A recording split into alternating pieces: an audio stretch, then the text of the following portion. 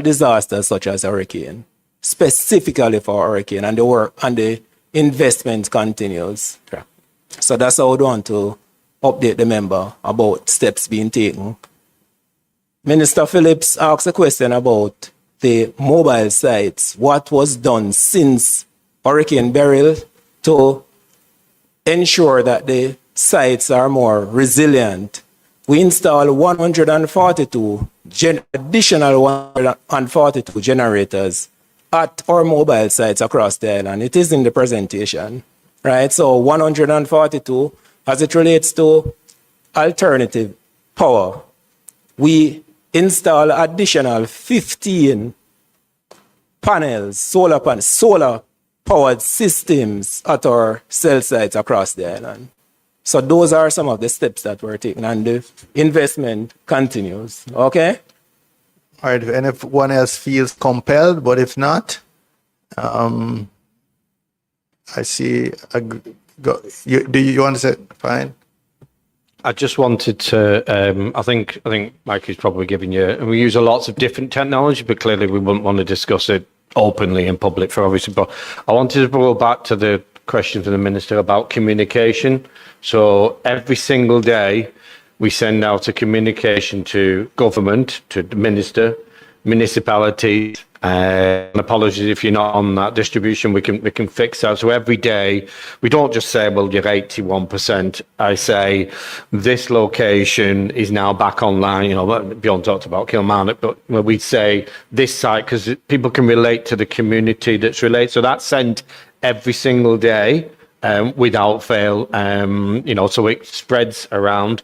I also send 1 million WhatsApps to send the same message as well. So if anybody wants to be part of that isn't, then definitely we can add you that. So if particularly, you know, a member of your constituency asks about their specific location, we can give it an indication on that. So no problem at all. But every day it goes to Minister, OUR, all of the municipalities. You know, we send that message out every day, Chair. Thank you. I see one more response. Well, just one comment for Minister Michael Phillips. The community that you spoke of is Arkembedi, which is North Manchester, between the community of Troy and Wait a Bit. We're working on it. Thank you. No? It's actually between Oxford and Troy, but not up. Yeah. So it's northwest Manchester. So it is closer to the border of St. Elizabeth. Yeah, you know the area well, but not as well as the MP. Thank you very much, teams from Flow and Digicel. We can release you now, as we're going to ask the OUR to go to their GPS and then NWC sections.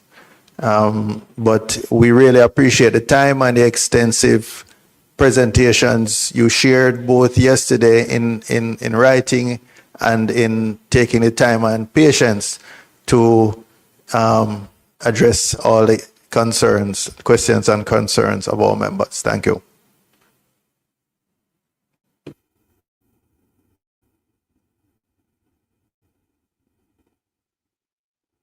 We're going to continue now with the OUR, and they will complete their presentation.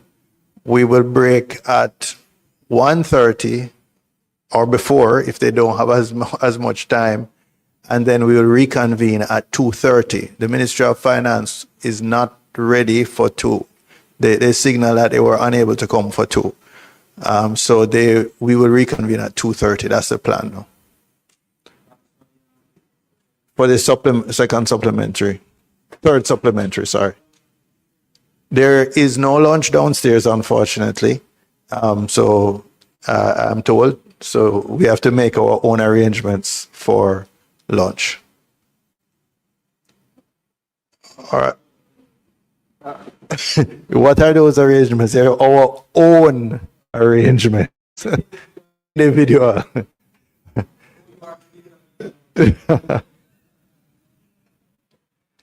All right, Mr. Hewitt, over to you.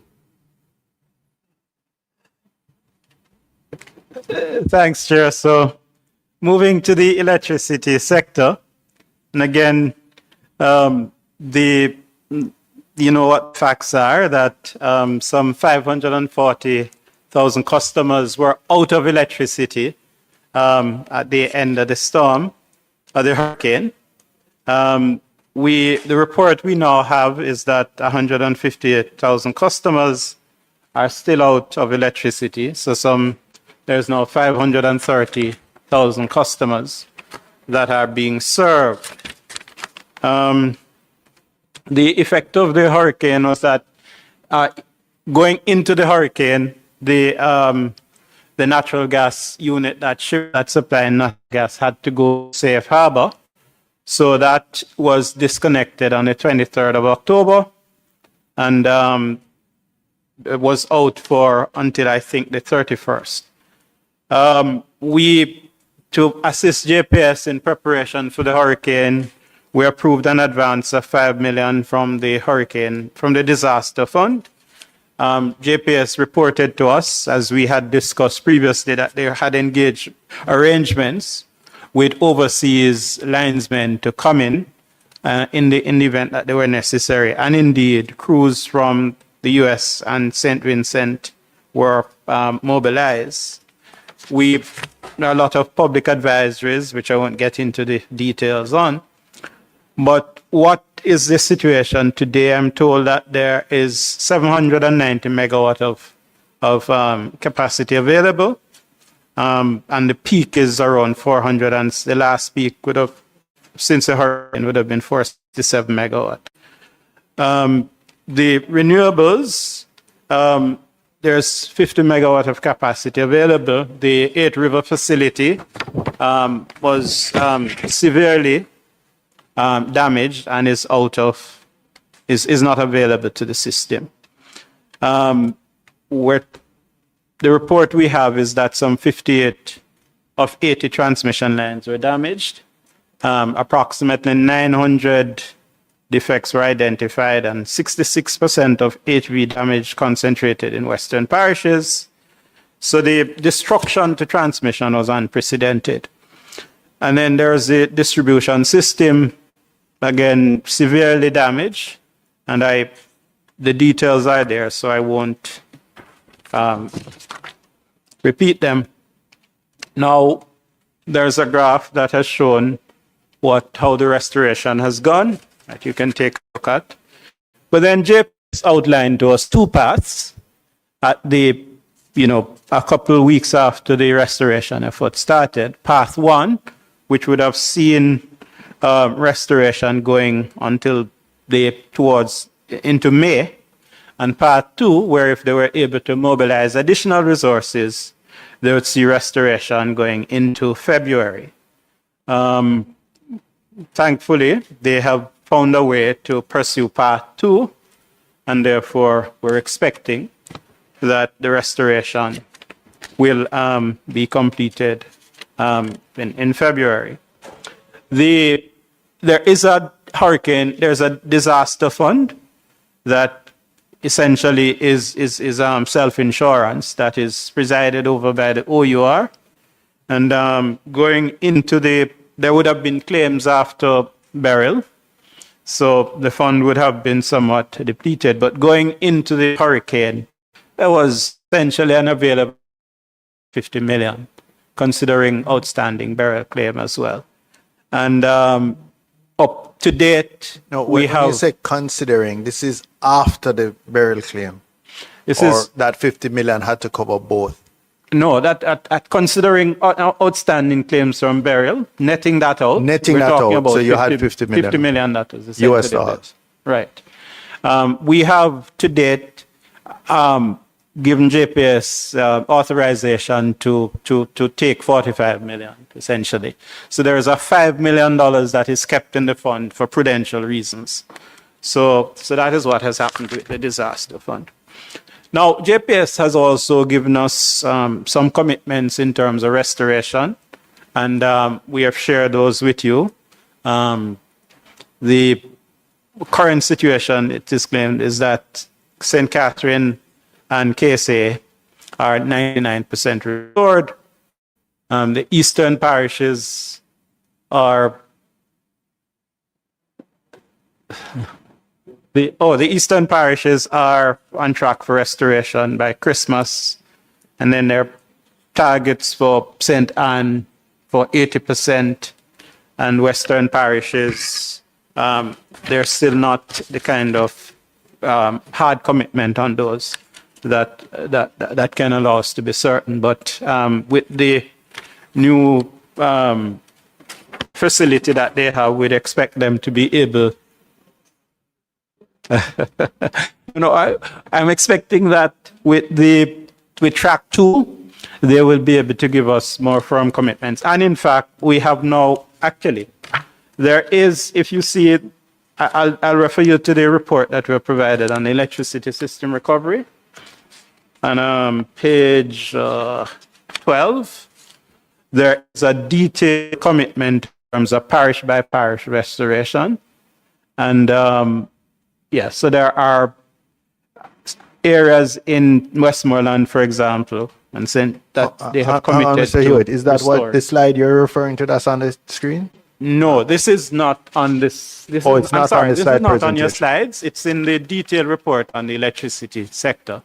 That provides you with the commitments that they have given that we certainly intend to hold them to. So that's about it for the electricity sector. And we expect as well that JPS will provide us will now be in a position to give us more details in terms of restoration of specific areas, because we have been pushing them to have those published so that for planning purposes as well. Now, there is clearly there has been a reluctance to do it initially because of the situation and the uncertainty about that. Now that we have got there's greater clarity on resources, it seems to me that the company ought to be in a position to be more definitive in terms of giving broad targets in terms of areas in which restoration will take place and what residents can expect. So we expect that they'll provide that information going forward. Just complete your presentation to include NWC, and Okay. then we'll have out questions at the end. So then,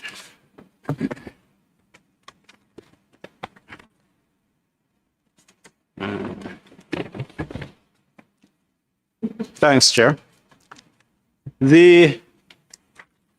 So the NWC reported to us that among the serious issues that they face was the storm would have been a hurricane, washout and structural failure of key transmission mains and distribution line, flooding and mechanical damage at major treatment facilities and pumping stations, stormwater intrusion, which overwhelmed the sewer network, resulting in sewer collapses, compromised access routes, impeding system recovery, high operational expenditure for emergency response, generators, fuel, and equipment rental. We have provided in the table, as we have from NWC, a kind of comparison between what the situation was on the 4th of November, which we consider for them operating under normal condition, and what the situation is, or they said it is on the 1st of December. And you will see what has taken place in terms of restoration and rehabilitation. So, and again, we also have some details as to the restoration of critical facilities, which has to go on in tandem with JPS's restoration in instances where the NWC does not have alternative power supplies. Now, I don't want to highlight some regulatory challenges that may impede the progress for NWC's restoration. NWC has estimated the preliminary estimate of damage is essentially $10 billion, right? And that they need to spend $4.65 billion in the first 3 months. So they have gone 2 months already. And another $5.25 billion. They have requested, we have what is called the K factor, which really is a facility that is to deal with leakages primarily and energy efficiency for the NWC. That facility, NW is seeking to tap fund from it. Well, there are two ways it works. There is a charge that is applied to customer bills at the end of for each month, and that charge goes into the K-factor fund. NWC has asked that in light of the recovery costs, that we allow them to not put that portion into the K-factor fund over a 6-month period, I think it is. So that will help to fund some of the restoration. The K-factor has some over $5 billion in it, and Jamaican dollars, J dollars, yes. And NWC has asked for immediate access to $2 billion in that. So that's something that we're looking at, and I think we're disposed to say, because even though it does not fall within the K-factor arrangement, the fact is that if you can't supply water, then you cannot collect any money anyway. So And the so we use have of the to look at that K-factor favorably. is left to the discretion of the OUR? Yes, the OUR, well, there are rules governing it, and the current rules say what it is to be used for, and to draw down on it, the NWC But you needs can our vary that, authorization. even though this is not within the rules. You, in other words, no law has to be changed. No law has to be changed because we constructed the rules. We just need to be. So it's an we're- administrative. It is an administrative decision, but we need to demonstrate that it is consistent with the principles, and or that there is great justification for this kind of exception. So that we effectively, are- this is in a sense, the equivalent of the disaster fund that JPS has. No, not. But Well, this- in the instant case, in yes. this case, they're asking it to be treated, treated almost like as the that. equivalent of the disaster. Because there's no equivalent disaster. There's no recovery equivalent, fund right, for the NWC. Now, yes. But how would that affect the drawdown from the existing funds and from future funds? How would that affect projects that are in line for those funding? Right. I guess it's a reprioritization. Right. So you're spot on, Mr. Chairman. That I'm a the- former chairman of the Water Commission, so I understand a little about K-factor. and it those. shows that. But such the first of all, there's the issue of we have to make sure that there is whatever is spent out of the fund, that there is sufficient fund left to meet ongoing requirement, because some borrowing has been done against the K-factor. So hence we would not be saying, look, you can tap all of the K-factor, because there are obligations that the K-factor has that has to be sustained. So that's one consideration. And the second, as the chair said, is that clearly, if you are going to use some of the existing funds to recover from the disaster, you're going to have to do some reprioritization, but including perhaps delays of projects. But again, there are all kinds of things that happen with this reconstruction. You may have gains and speeding up of projects as well. So it may not be a zero-sum game at all. I just push through to the end of your presentation. I'm sorry? Just push through to the end of your Right. presentation. So the only other thing is that, clearly there is still going to be, even if you've tapped the K-factor, there's still going to be this gap, which we expect, of course, that the government will take up. Our view has been to the government that clearly NWC, it has to be treated as part of the disaster recovery plan. And therefore, we'd expect the government as shareholder to fill whatever gap there is. I think that I can stop there. I'm sorry? Remember? Yeah, so we will move now to questions, and as I did previously, use the chairman's prerogative to ask the first two questions. There was a report Your annual report was tabled in Parliament yesterday, Ministry Paper number 46, 2025. And it's relevant to this K factor and the use of the K factor fund. You reported that net revenue water averaged 31.8%. Now I know that we've spent billions on the K factor, from the K factor fund over the last couple of decades, trying to reduce the non-revenue water losses. We know that some of that is inevitable because of processed water and so on, but I had really anticipated that by now the net revenue water would have been higher than this. And just for members' comparison, 26% billed versus 74% classified as non-revenue water for the National Water Commission. But the private providers produce 3.6 million cubic meters and bill 2.8 cubic meters. So they have a much higher level of billable water. So it shows that it is achievable. And having spent billions over 2 decades, because the K factor was there from my time, should this 26% build be accepted? Maybe we should just, really look at how effectively this K factor is achieving what it was intended to achieve when it was instituted. That's one. The second question has to do with the JPS. You, again, with reference to your Ministry Paper 46, in 2024, you comment that unusually for May, so this was before burial, peak demand dropped by 2% to 678 megawatts.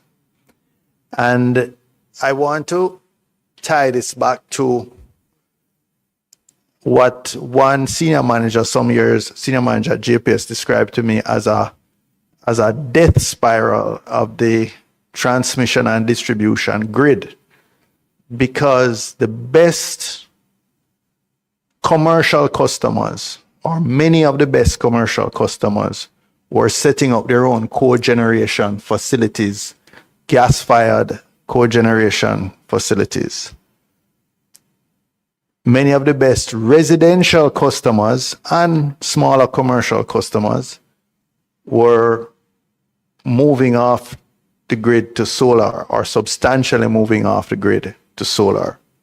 So the same overheads, particularly of the new gas-generated plants, now had to be distributed across a smaller base, which means that the cost per kilowatt hour will continue to be very high. So that now impacts affordability at the lower end.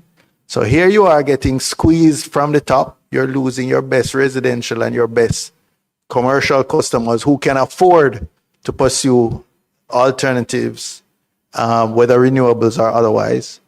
And at the bottom, more people cannot afford to formally access JPS. So you're getting a squeeze from the top and the bottom.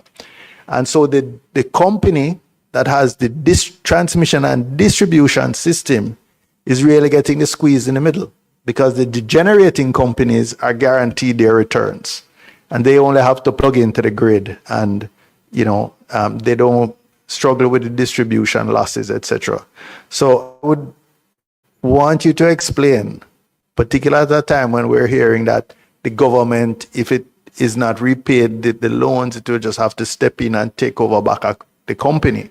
Now, will what is left of the JPS, outside of the independent private power producers, of which the major shareholders of JPS are one of those, would we be stepping in to take over a company that's commercially looking at a secular decline in their revenues because of this death spiral that I've described.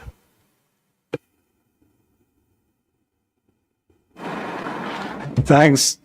Thanks, Chair. I'm going to take the first question and I'm going to punt to our Deputy Director General in charge of electricity and water for the second. So just giving him notice on that. So on the first, I think you would have said that in comments in the annual report, I expressed my own disappointment with what has transpired with regard to NWC and the K factor. And I also did point out, however, that the bright light in that, the sign of hope in that is that KSA, the program undertaken in the KSA has reduced non-revenue water to somewhere around 40 in the mid 40s, coming down from 70%. So that's, we're hoping that becomes more of a template for what is to be done across the island, including a project that is currently on the way in St. Catherine, including the Portmore area. So yes, there has been the great disappointment that we haven't secured better figures in terms of non-revenue water. The part of the difficulty has been that because it is a network, you fix leaks in one place and it creates pressure in another. So until you get to a kind of, I don't want to use the optimal point in the network, until you get to a point in the network where you're fixing leaks don't actually just introduce pressure in other areas, it's going to be difficult to see the overall figure coming down. But I think the NWC is managing now to sectionalize its system better and to hopefully over the next few years we'll see some gainful reductions in non-revenue water. So, and how is that non-revenue water divided between leaks and theft? Is there any estimate of that? Leaks, theft, and process water. There are estimates, but I'm not convinced that they're reliable. That they're reliable. Okay. JP, take response on. Yes. Thank you. The question of the utility debt spiral is a fascinating concept, but I'm not too certain if at this stage of the game, if it is applicable to Jamaica. The fall in demand that you referred to last year, it was contrasting what happened before burial and what happened after burial. Before burial, the demand was pretty high, but after burial, it fell because two things. One, there was less demand as a result of the hurricane. And the second thing is we transitioned to cooler months. But the evidence is that there has been growth in the demand or the kilowatt, the energy consumption from JPS actually. In fact, what has happened is that a couple years ago, we at the OUR indicated that we think that electricity would be growing by 1.6%. And JPS insisted that it would be growing by about 0.6%. And what happened is, after what came out post-COVID, they upped their growth, which was higher than ours, in fact. So there is a risk, I would say, but the evidence points to growth in electricity consumption. There are some people coming off the grid. There has been even one instance where one has come back that I know of, a very large one has come back. But insofar as I'm concerned, we have to pay attention to keeping prices as low as possible. But at the same time, what seemed to be happening is that there has been growth in terms of what's the average electricity growth consumption. per annum over the last 10 years or 5 years, whatever? Well, I know you said what were the projected growth and they've exceeded that. But I'm Over just the last asking, what's 5 the actual years, average annual? taking out what happened during COVID, Oh, there has been growth since about 2016. In fact, one of the reasons why JPS moved from a price cap to a revenue cap was because they had fears that electricity growth was going south or in the negative direction so as to secure their income. But what actually happened after that was quite different. Electricity energy consumption has kept on growing. And as I said before, if we exempt the COVID period. so, I mean, do you have an actual objective figure you could share with us? I hear you that there's been growth. If you say 2016, there was, how much 100 or whatever megawatts, however you measure it, of electricity consumed versus 2024 or 20, if you want to use a more normal year. What would those figures look like? Well, I couldn't speak to the exact numbers, but we could provide it. You could provide it. Well, We could provide okay. it. Yeah, so the last 10 years, and we'd be able to circle the anomalies for COVID or burial. Yeah, and so sure. on. I think Mrs. Hornes had signaled.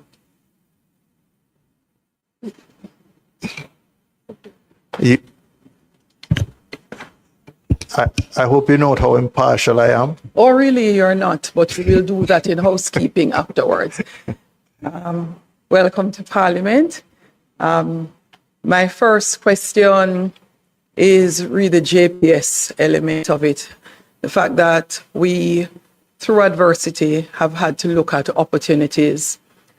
Is OER, is JPS, is the government in any way contemplating nuclear energy as a possible source of significantly reduced energy costs? I'm not sure if you would be able to answer me on that element. And I know you spoke to areas easterly, like my constituency, East Rural, St. Andrew. We still do not have power in the hills. But what concerns me is the information given by JPS, and our membership at last meeting pointed it out, still doesn't give us an idea as to which communities are affected and any schedule of when communities will come back on board. I recall the only beautiful schedule I saw was one that was fake. And then, yes, it was literally somebody who constructed a beautifully crafted fake document. It was very encouraging. It was a very encouraging picture. Very discouraging because the dates on it were very big. Yeah. So that would help us, and it has gotten deeper for us because my first experience in Burial, we pushed ahead to clear main roads. Our thinking was the lines run along the main thoroughfare, and that is what would help JPS with restoration. And then they got back to us and said, no, this particular one goes through the bush of here, and that particular one goes through this tiny road that we literally left and said, we're not going to clear it there because we need JPS back up. And so we said to them that first time, look, when we have a situation of this nature, there needs to be some sort of coordination with the political representatives so that between NWA, who is in the space, and we are heavily in the space, have a lot of workers, community persons who would be communicating with us. We need to find a more efficient way of knowing where do you need to go and what are the issues you are having and in what way we can help. We're still not there. We would really need OUR to take a look at some sort of long-term approach to when we have emergency situations in the way that JPS has a community group that they've set up with themselves and the parish council, that it goes a little deeper and we have representatives from almost every community who would be able to say what is happening. And it could act as a mechanism in your own audit of the information you're getting, re-flow, re-JPS, re-water, from various communities across different constituencies. Our challenge is particularly deep in Kingston and St. Andrew because you have said 1%. That 1% is with us still hearing. We cannot come to you in some spaces because we don't have any trucks at all. So could someone guide us as to whether there are zero trucks left in Kingston and St. Andrew for JPS? We have offered to help with widening roads. We have offered to help with if the road, no matter what, is just too narrow, we will meet you at a point and then we can help to take the poles from there up. Community persons have offered to help to dig the holes. And our last response, and we do check daily, JPS said to us for the communities of Davids Hill, Halls Delight, Westphalia, they still cannot answer us as to when they will have trucks that will be able to take poles to us, which we think is very unacceptable. For water, Chairman understands the K factor far better than I do, but I am looking at, separate and apart from the savings we have had as a government from projects like that introduced of Portmore, St. Catherine, Kingston, the KSA, which has significantly reduced our non-revenue water. Cost of living continues to be a cry of Jamaicans, and if we can get anything for cheap, we'll happily take it over anything that costs us more. Water is considered to be life, and water residents would love to be able to get so cheap that where we're losing revenues because people are stealing water, they would love to be in a position to even pay flat rates and have the ability to get and feel like I'm a paying customer. Is there any potential significant reduction in costs that we could have at WC using solar pumps as a part of our operation? And now that we have had the experience of Melissa and there are persons offering to donate and to provide grants to us, persons have been saying, look, we are willing to send you solar powered pumps. Is that something that we should push or pursue? And is that something that would renown to a significant benefit in the cost of operations for NWC and potentially far more resilience in us not depending on electricity needing to come back first before we can get water at many of the areas that are rural? Thank you. Thanks, Amber. I'm going to ask DDG Lewis to respond to the issue of considerations about nuclear. And I'm going to ask DDG Wilson to speak to the. Okay. You want to speak on nuclear as well as on the issue of the restoration of power and also water. I'll probably say something at the end about the details for restoration going forward, Member.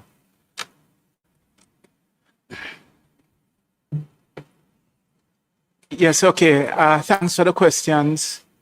Regarding nuclear energy, nuclear energy is the concept of small modular nuclear energy is relatively new. there are perhaps about 18 technologies, and the decision as to which ones are the most useful in the context of a small island economy, those things have not been settled as yet. What I should also say is that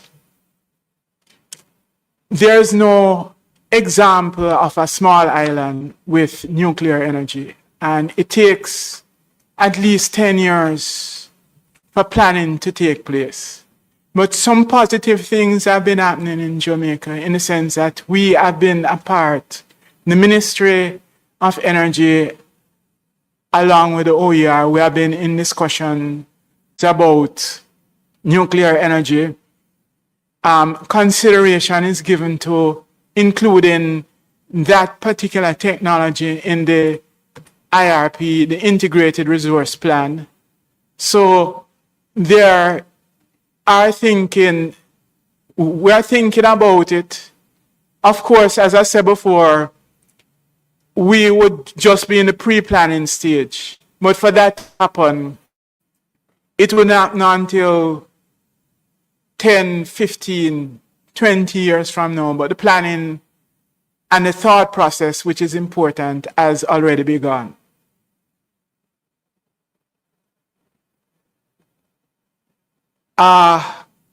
With regards to what is happening in some areas where there is the restoration all around, there's nothing more painful than to have yourself surrounded by a ring of light and you are in darkness.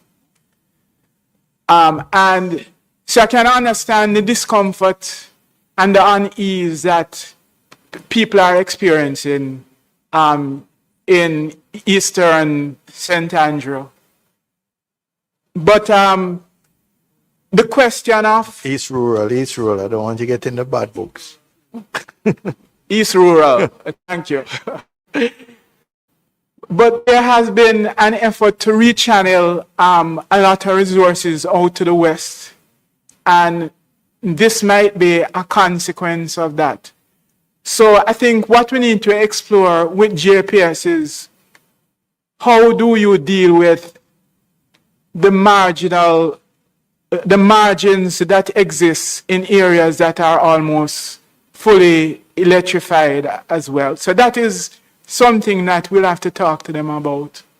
But we understand the pain and the agony of seeing that around us. All right, is there anything? Solar pumps.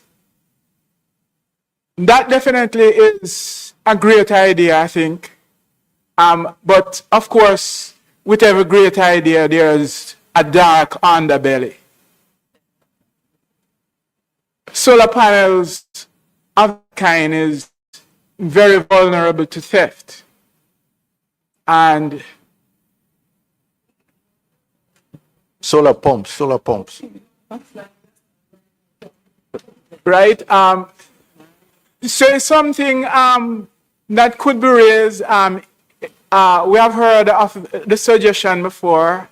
It's something we could talk to NWC about, but the security element is something that would have to be factored into the cost-benefit analysis for that to happen. All right? I know many fish farmers, for example, use solar pumps currently.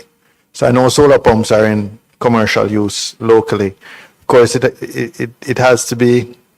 Solar pumps don't have batteries, so they only run during the day. You can do a solar photovoltaic system where you use a regular pump and you have batteries so that it can run 24 hours. So I'm sure NWC, if they were here, would be able to tell us, because it may be appropriate for some of the locations, some of the pumping stations. All right. Yeah, the other thing with solar batteries, as you point out, that it can only run during the day, so it would have to be supplemented by batteries or by storage. Right, which is what So a lot of the commercial people do is pump into a reservoir during the day and then continue to flow from the reservoir Yeah. during the night.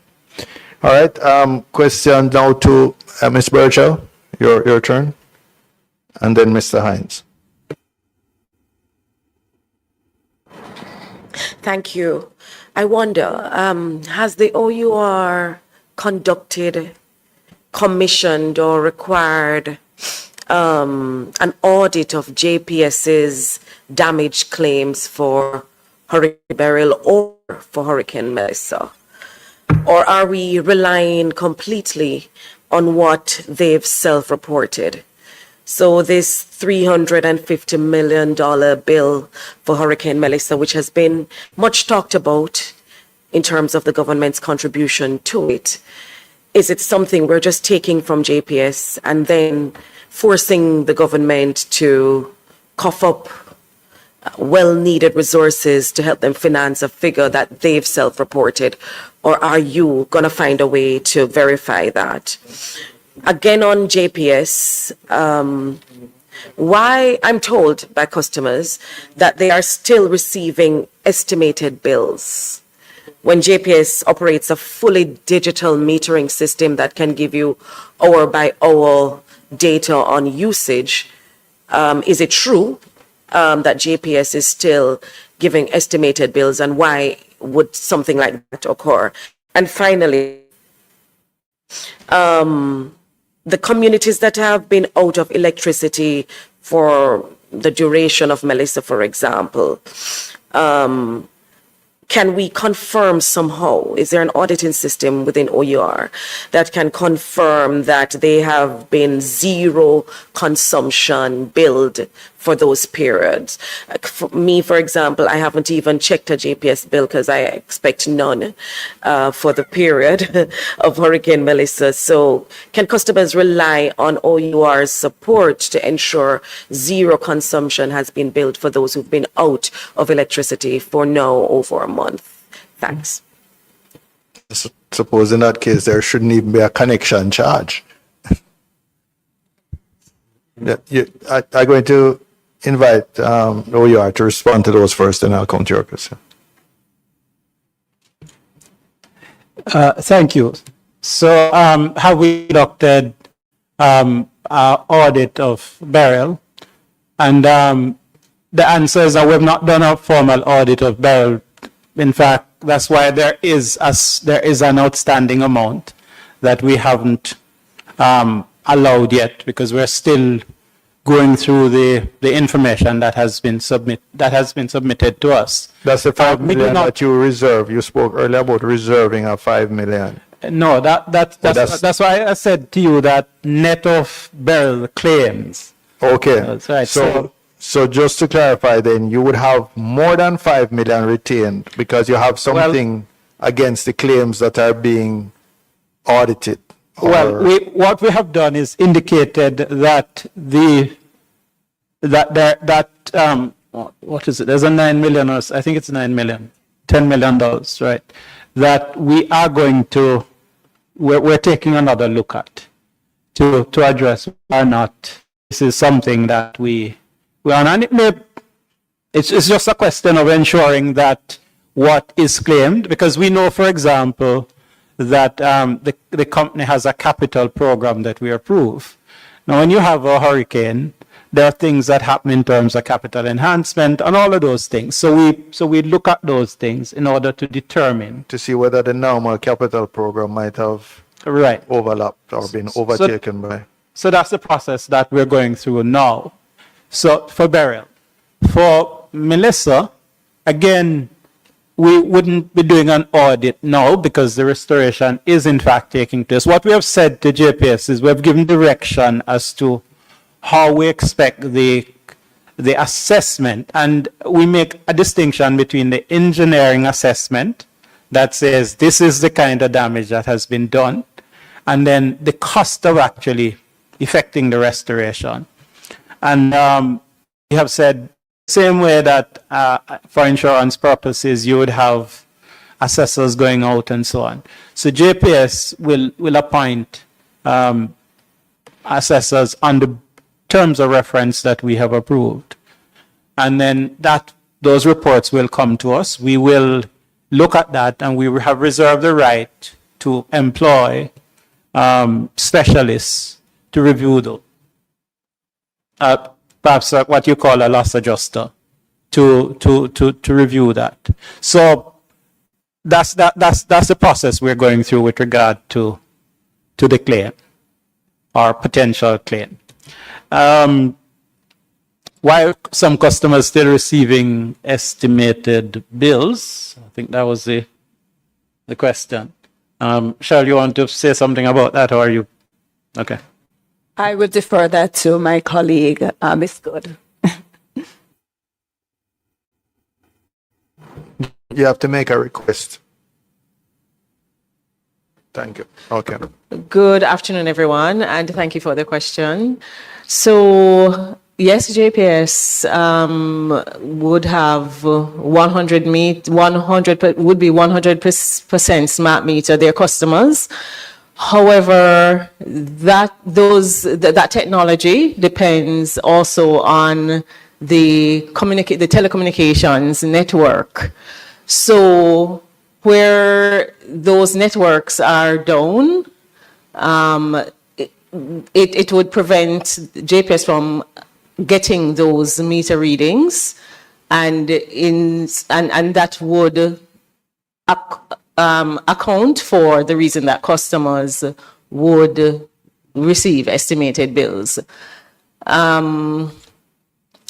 It may not be the only reason, but that may be the main reason, because there may also, in instances where they are not able to get the reading remotely, they would usually send out their meter readers. But of course, in some areas, there would now be access issues.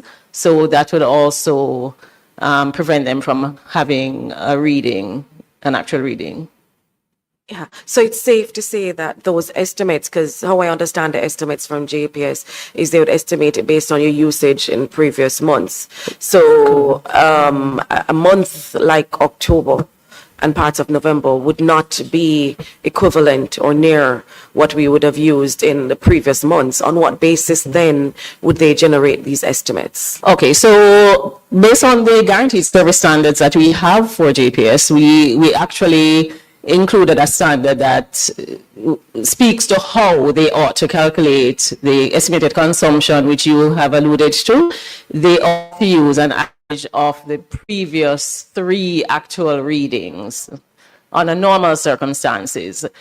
In the case of Melissa, what they would have done is, based on the discussions that we have had with them, they would have prorated the estimated consumption based on the number of days of loss of service.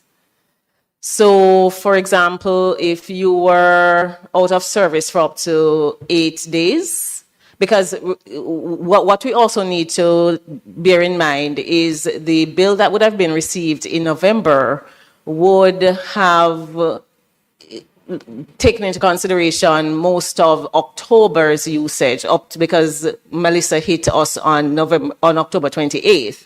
So the consumption really would have been the consumption for much of October. So if since October 28th, you were without service for up to 8 days, for example, then and they have to estimate your consumption, then they would bill you for say 80% of your previous consumption. All right, Mr. Hines. Sorry. Yes, thank you. Sorry, and the final question,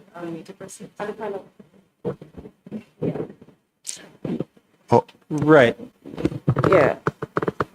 Go ahead. Yeah, Your request zero was- consumption. Yeah. Right, your request was for assurance that if there's zero consumption, that we'd verify that.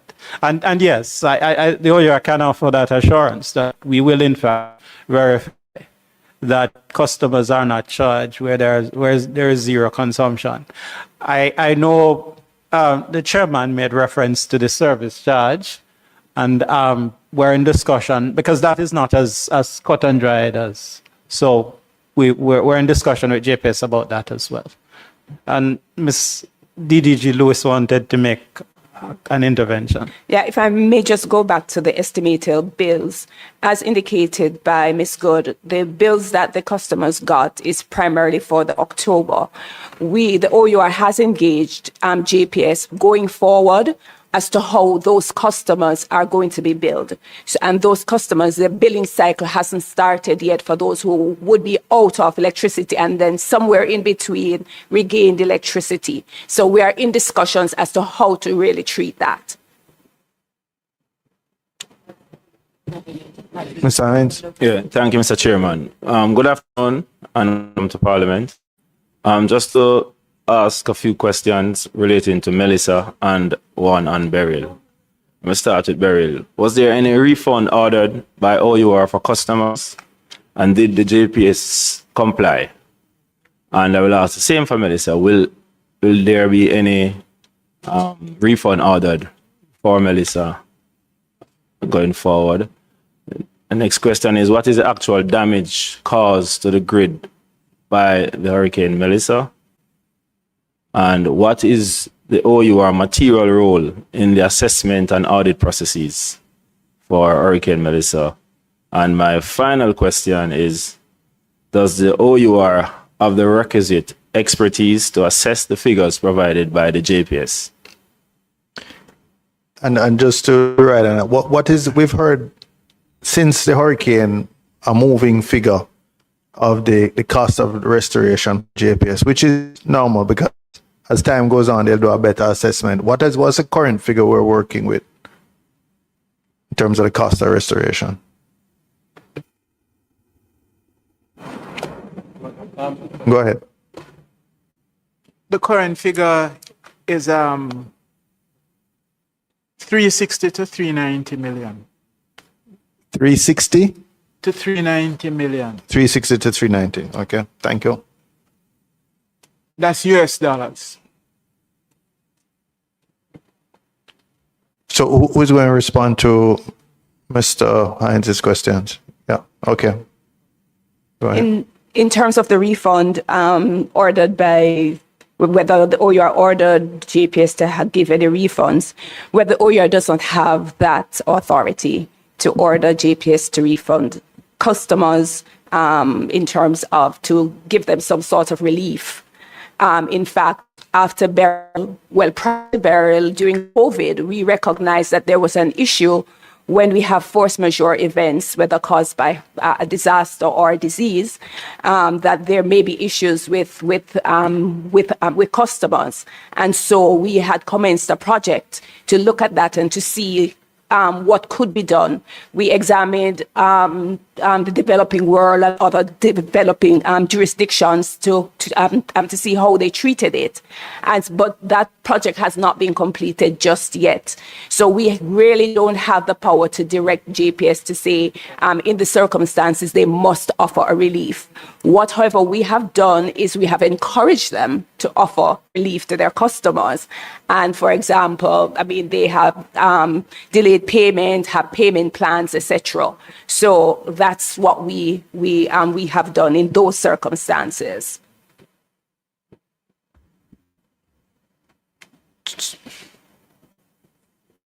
Good. Okay. Yeah, just to follow up on that. So we've seen instances when we were preparing for the hurricane, the JPS will have come out and said that the expenditure will increase naturally because of the rain events. Are you saying that the government then will have to be the ones who will impose that sort of order on JPS for them to see where it's fit to give some rebate, give some refund to customers, given that they were out of service for a long time and persons would have been asked to pay bills that they didn't really have the services for? So I don't think that's, well, what we're saying is that we can't ask them to grant a rebate if there is a legitimate bill. If they have overcharged customers, sure, we have the authority to tell them that they have overcharged customers. The question of concessions, I think, are something we have to negotiate in terms of concession to customers because we don't have the authority. I don't think it was concessions. You're saying specifically those who had received interim bills when they had no service. Do you have the power to insist that they refund or credit, I suppose, those accounts if the OUR has that power? Yes, if you have an estimated bill when you don't have service, then clearly that's not a legitimate bill and that has to be addressed. So yes, but once a bill is, what I'm saying is once a bill is legitimate, we don't have the authority. If it is not legitimate, we do have that authority. Secondly, I think you raised the issue of do we have the expertise to do this? What is our role in the assessment? Well, the insurance fund actually set out what the roles and responsibilities are, including the fact can engage loss adjusters and all of those things. To the extent that we don't have the expertise, we will always engage it. So and we have conducted a series of assessment. We have had some 9 or 10 hurricanes since our storms, since the EDF. The reviews have all been conducted by the OUR. In instances, the company has appealed our decision. I think one went as far as the Privy Council to be addressed. So yes, we do have the expertise or can engage the expertise. The answer is yes, either in-house or you will engage it. Yes. You will contract that expertise. Were all your questions answered, Mr. Hines? There's one outstanding. Which one is it? And then Mr. Crawford. I did look for it. Mr. Crawford. Yeah, Mr. President, we'll have delays if they have to remember all the questions and then try to answer and then we'll try to find them back. But how many are? Break them into 2 or 3 at a time. But remember now, we need to give staff and members a break for lunch before the 2:30. Yes. So the speaker cannot curtail me today, no, Mr. Chairman. Thank you very much. Yeah. We have to allow and with the greatest respect, not just the staff, all of us. But Mr. Chairman, we are delayed this thing by discussing something that we're all in agreement. All right, member, do not disturb me today, member. Chairman, I'd like to ask, I heard in the conversation that there was a large consumer of energy that came off the grid and returned. Can any insight be given as to why that might have been and what happened to their investment in the alternative?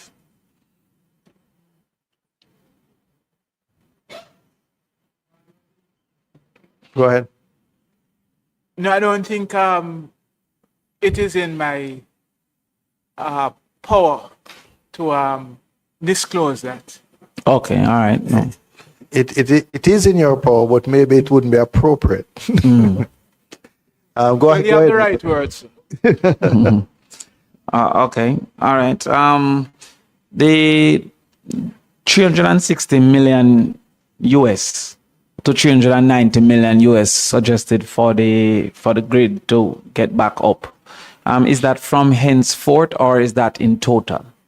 Meaning, is that 360 million what we need from here, or was that from all the damages from the hurricane ended? Based on what we have gotten from JPS, and that is in the report, the phase 2, it is the entire thing. So the 360 to 390 million is the entire cost of getting the grid up. The total. Right. And that is to get the grid back to what it was, or that includes improvements to the grid? Restoration, I understand. That is So- to restore it to what it was before. As they have the JPS given you any indication of what it may need to improve from the resilience standpoint and also the capacity standpoint? Have they given you any such information? No, we haven't gotten it in details, but they have indicated that they would want to look at how it could be reinforced to make it more resilient. All right. And that 360 million is about 57 billion. Are you aware of the terms of the loan that they have taken from the government, the 150 million? No, we aren't. We were told about it, but we haven't gotten the details. We know ultimately we'll get that information, but we don't have that now. Okay. Based on that 24 billion that they have received from the government, there's still a shortfall of 23 billion. Have the JPS given you any insight of how they will raise that 23 billion? No, we haven't heard as yet. We Is know there- we know that is something that is necessary, but we haven't had the discussion as to where exactly it would be sourced from. Is there a timeline for the JPS to raise this amount? I can't speak to that really. As in permitted or not having the information? I don't have the information. All right. So that 23 billion that they would need to raise, will that delay at any moment the reconstruction time period? Definitely, it would. And therefore, does the OUR have a role in ensuring that that is fast-tracked in any way? Are they giving them a deadline? I think the director wants to Okay, take that sure. one from you. So a couple of things. One is that, remember I made the point earlier that there is the question of what is the engineering estimate of damage The engineering. and estimate of damage and what the cost of recovery is. There has been, JPS has imputed that some of this 360, 390 will involve hardening of the grid. The same thing happened with Beryl. They did some hardening. And in fact, I think there are a couple of areas that help much better this time around because of that hardening. So we expect that to take place. On the question of funding the recovery, clearly there's always a mix of approaches. You'd expect that as the company continue to recover and supply electricity, that it will have better cash flows as well. So I'd expect that it will be able to take care of some of the cost of repairs. I would expect that in the ongoing discussion with government and whatever schedule has been established, that if there is a continued shortfall, then that will also be the subject of discussion. At this stage, what we have been given is that, look, we do have that by the end of February, we will be able to restore the grid. And the JPS suggested that the 150 million puts them in a position to achieve that target. Now, whether or not that means that they have identified other sources of funds, or whether there is ongoing engagement with the government, we're not privy to that. But what we're told is that they're in a position to get to full restoration by the end of February, and that this $150 million puts them in that position, have been told. So do we have any duty, though, to probe that and to ensure that they have access to this fund?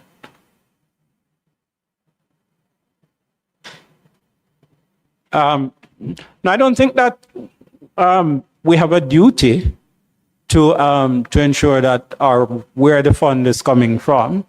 I think that what we need to know is whether the commitment that they've given is a credible commitment. Right. And I think we have accepted that it is a credible commitment. Despite them having shown the 23 billion and access. Despite that, because when we started out, obviously all that was available was $50 million from the EDF. From the? From the EDF. What is the EDF? The electricity disaster fund, sorry. And- Sorry, member. Sorry, yes. So the electricity disaster, that's a self-insurance that That's the a OUR self-insurance. maintains. Right. That's 50 billion. And what's the source of 50 that? million US. 50 million US. Yes. Oh, so 50 million US. 12, 3, that's about 8 billion. All right. What's the source of that 8? That's payment by customers. It's a charge on customers' bill. So, So that's in how the the self-insurance in the works. electricity bill, there is a charge There to is. each customer each month. Is that an equal charge or a percent of your bill? It's a per kilowatt charge, right? The average customers pay 20, the average customer who uses 150 kilowatt hour per month pays about $20 Jamaican dollars towards a fund each month. Sorry, I didn't Self-insurance understand. fund. It's a self-insurance fund. On average, each person pay what? $20? $20. The 150 20 kilowatt Jamaican dollars. Per average kilowatt. customer consume No, per month $20 in total per month. from the bill. So it is each person does pay $20 per No. month. No, it's in proportion to the amount of your bill, but he's just giving you an average for the customer who consumes 150 kilowatt hours per month would pay $20. Oh, okay. All right. Thank you for that, Chairman. So they paid that. If the JPS misses this target of February, is there any cost to that breach? Is there any intervention? Is there any, you call that, punishment for failing to achieve that period? Or is there a gap? Is there also a kind of a additional time, meaning another 2 months to see, or we might find ourselves here 8 months from now? So as we found during Beryl, if there can be penalty for missing time, but you have to prove that, it was unreasonable. You'd have to go through a legal process to do that. So there is no prescribed penalty as of now. This question is there a breach of a license arrangement? Is this something that can be litigated? So my answer to that is that I can't tell you that there is a defined penalty, because there is not. All right, final question, Chairman. This self-insurance, is it totally depleted, or are there more funds left? Right. I'd indicated that we kept back $5 million US for prudential purposes. 5 Yes, 5 million. So do they have access to that, or that will just be maintained to keep He it? said of the 50, they've given out JPS access to 45 already. They have 5 that they've held back for prudential purposes, which may or Some may of these not. terms, Chairman, I don't know them, What, prudential? and I don't know what they are. No, well, just that we don't want to completely deplete the fund. There may be Right. obligations that the fund has that. So you they need to don't have meet. access to this other 5 then for this period? As of now, not. They don't. And you'll prefer to maintain that reality? That would be our preference. Okay, so therefore they can't access any more from that self-insurance, all things held constant. Well, we can still waive it, but as of now, I have indicated what our preference would be. That we keep some money in the fund, so Okay. not to completely deplete it. Finally, for Water Commission, the K factor. Every customer pays this K factor, Yes. and therefore, is there a national plan for the reduction of water wastage? Because some of us have not seen that Right. effort in our spaces. Actually, yes, the NWC has a proposal and for the island. As it has been rolled out in phases, as I indicated, KCMC, is that? And St. Catherine are currently. Right. So, but there is You mean, a and national. Portmore, because I am St. Catherine All right, and I Portmore. don't. No, but I'm St. Catherine, so I want to be clear that Linstead haven't seen anity doing no K They don't factor. reach Linstead. Okay. They don't reach Linstead yet. Okay, so So they're going from the most dense the areas that have the most accounts, where they're losing the most water, and from the major systems, and then they're rolling out to this. So they started in the Kingston and St. Andrew metropolitan area, and then they're going to Portmore now. Okay. All right. Thank you, Chairman. All right, thank you very much, ladies and gentlemen. We have to respect the staff and also our team from OUR for postponing their lunch and sitting through a marathon morning session. So we want to thank you for that. And the only consolation is that you don't have to sit through the marathon afternoon session, which we are facing. So thank you very much. And I